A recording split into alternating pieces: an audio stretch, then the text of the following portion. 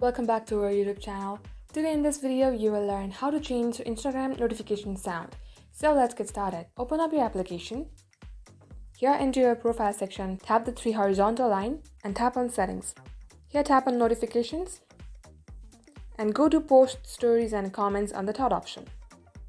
Scroll all the way below and you will see this additional options in system settings.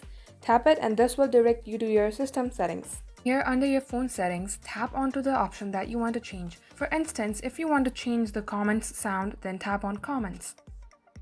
And here under the sound, you can make a custom change to your Instagram notification sound. And this is how you do it. Thank you all for watching and subscribe to our channel for more.